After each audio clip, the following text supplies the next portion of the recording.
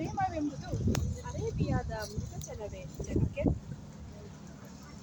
ಒಡಲಾಳದೊಳಗೊಂದು ಜ್ವಾಲೆ ದಗದಗಿಸಿ ಉರಿದು ಕೆನ್ನೆ ತುಟಿಗಳ ಮೇಲೆ ಮುಗಿಬಿದ್ದ ಗಳಿಗೆ ನಾನು ಇದ್ದಿಲಾದೆ ಅವಳು ಗರ್ಭವಾದಳು. ಧಗಧಗನೆ ಉರಿದು ಸೋರುವ ಕಬ್ಬಿಣದ ಹೊಕ್ಕುಳಿಗೆ ಹಿಮಾಲಯದ ಮುಡಿ ಧರಿಸಿ ಕೆಳಗುದುರಿಸಿದ ಪಾರ್ವತಿಯ ಮಜ್ಜನದ ನೀರು ಸುರಿದು ನುಡಿದಳು. ಪಾರ್ವತಿಯು ಮಜ್ಜನದ ನೀರು ಸುರಿದು ನುಡಿದಳು. ಸಕತನಕ್ಕಿದು ಕೇಡು, ಚಂಡ ವ್ಯಾಘ್ರನಿಗೆ ಕೆಂಡ ಭೋಜನ ಬೇಡ, ಹಿಡಿದು ಕಾಡಿಗಟ್ಟಿ ಬಿಡು, ಬುದ್ಧನ ತೋಳ ತೆಕ್ಕೆಯೊಳಗಿದ್ದು ಬಿಡಲಿ, ಅಲ್ಲಿ ಹಾಲಾಗಿದ್ದಂತೆ. ತುಂಬಿದೆದೆಯ ಬೆಳದಿಂಗಳ ರಾತ್ರಿ, ಉತ್ತರದ ಹಿಮಗಾಳಿ ನೆತ್ತರಾಳಕ್ಕೆ ನುಗ್ಗಿ ಎದೆ ಹಿಡಿದು ಓರು ಹೊಡೆಸಿದಾಗ ಕೃಷ್ಣ ರಾಧೆ ಬಯಸುತ್ತಾನೆ.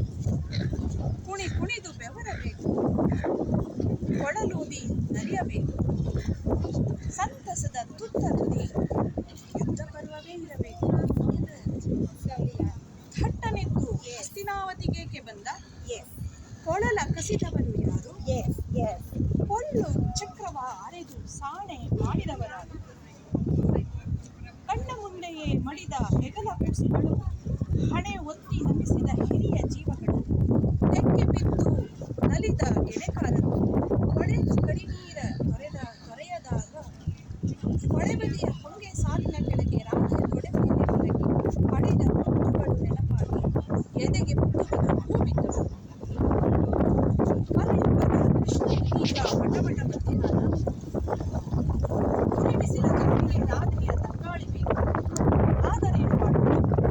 ಕಣ್ಣು ಮುಚ್ಚಿದರೆ ಲಕ್ಷಣ ಯಜ್ಞ ಕುಂಡದೊಳಗೆ ಬಿದ್ದ ಪಾರ್ವತಿ ನೆನಪಾಗುತ್ತಾಳೆ.